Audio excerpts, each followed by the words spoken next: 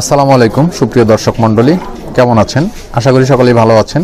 আমি আলহামদুলিল্লাহ ভালো আছি। শুরুতেই বলে নিচ্ছি, এই ভিডিওটি যাদের দরকার তারাই শুধু ভিডিওটি দেখুন, যাদের দরকার নেই তারা প্লিজ ভিডিও থেকে বের হয়ে যান এখনই।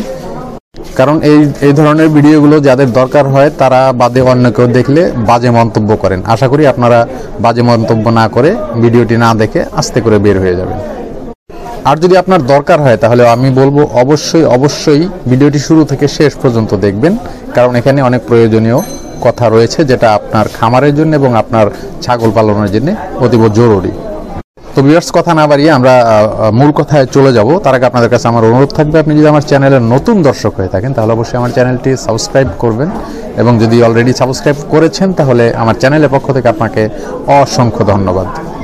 ভিউয়ার্স, আমি আজকে আপনাদের সামনে যে ভিডিওটির আলোচনা করছি সে ভিডিওটি হলো যে আপনার ছাগলের প্রজনন করানোর জন্য কেমন পাঠা থাকা দরকার এবং কেমন পাঠা থাকতে হবে, ছাগলের প্রজননের সঠিক এবং ভুল পদ্ধতি, এই বিষয় নিয়েই আমি আপনাদের সামনে আজকে আলোচনা করব। এই ভিডিওটি যদি আপনার ভালো লাগে তাহলে অবশ্যই ভিডিওটিতে একটা লাইক করবেন এবং শেয়ার করবেন আপনাদের সেই সমস্ত বন্ধুদের সাথে যারা খামার করেছেন কিন্তু খামারে উন্নত মানের ভালো পাঠা রাখেননি, তাদের সাথে। আলোচনার শুরুতেই আমি আপনাদেরকে বলতে চাচ্ছি যে পুরুষ ছাগলকে মাংসের জন্য বড় করতে হবে, আর স্ত্রী ছাগলগুলিকে ছোটবেলায় বেছে নিয়ে তার থেকে সুস্থ সবল ভালো চেহারার কয়েকটি ছাগল প্রজননের জন্য রেখে দিতে হবে। তবে স্ত্রী ও পুরুষ ছাগলের বয়স 3 বছর হওয়ার আগেই প্রজননের ছাগল বাছাই করলে ভালো হয়। এ পর্যায়ে আমি আপনাদেরকে জানাইতে চাচ্ছি পাঠা ছাগল কিভাবে বাছাই করবেন, অথবা আপনার পাঠাটি কেমন হতে হবে। প্রথমেই পাঠা ছাগলের চেহারা হবে সবল, দ্বিতীয়ত সুগঠিত এবং স্বাস্থ্যবান, তৃতীয়ত বেশ শক্তিশালী ও পুরুষালী ভাব থাকবে সেই পাঠার চরিত্রের মধ্যে। পাঠার ঘাড়ে কেশ থাকবে এবং প্রজননের সময় কেশগুলো খারাপ হয়ে যাবে। বীর্যের শুক্রাণুর ভাগ অনেক বেশি থাকবে, যা পরবর্তীতে বাচ্চা হওয়ার জন্য খুবই বেশি গুরুত্বপূর্ণ। এই হলো পাঠাবস্থা। তার মানে পাঠাকে যে কারণ বিষয়গুলো বললাম সেরকম হতে হবে। কিন্তু আপনারা ভিডিও স্ক্রিনে যে পাঠাটি দেখছেন এই পাঠা কি এই সমস্ত বৈশিষ্ট্যের অধিকারী? আপনার কি মনে হয়? সম্মানিত দর্শক, আপনার কি মনে হয় সেই জিনিসটি আমাকে অবশ্যই কমেন্টস করে লিখে জানাবেন।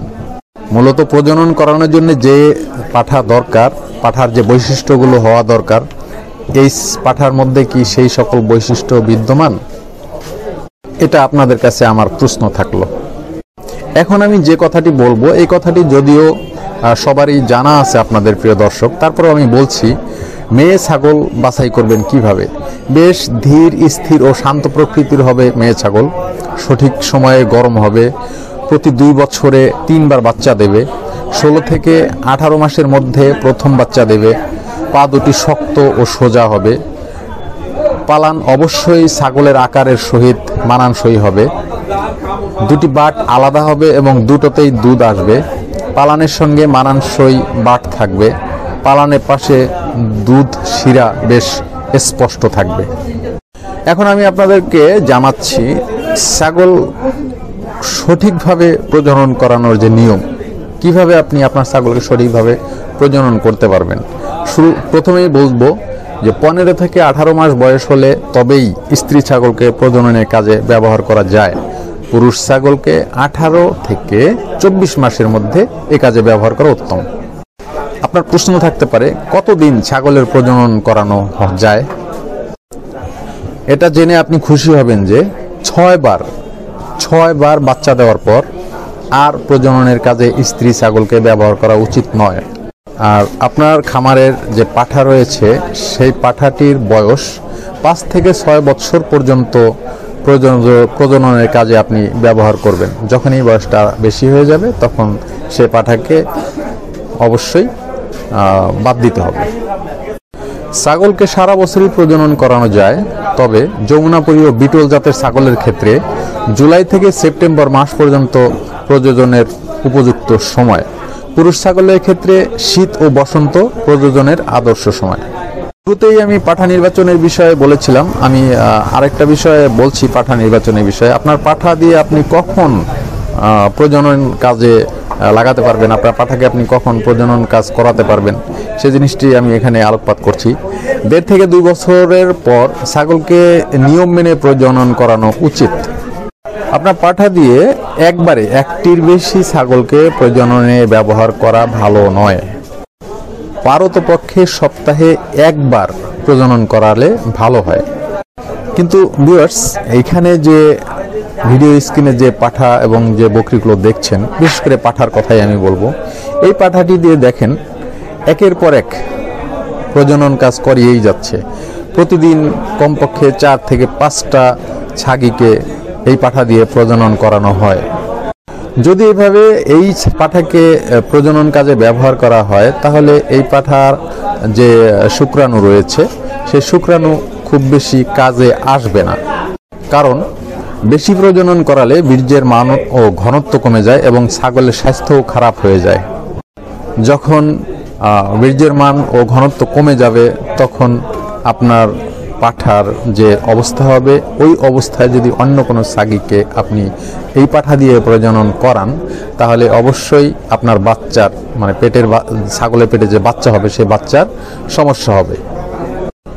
একটা জিনিস খেয়াল রাখবেন প্রিয় দর্শক, আপনার খামারের অথবা আপনার বাড়ির যে পাঠাটি রয়েছে সে পাঠাটির বয়স কমপক্ষে 18 থেকে 24 মাস।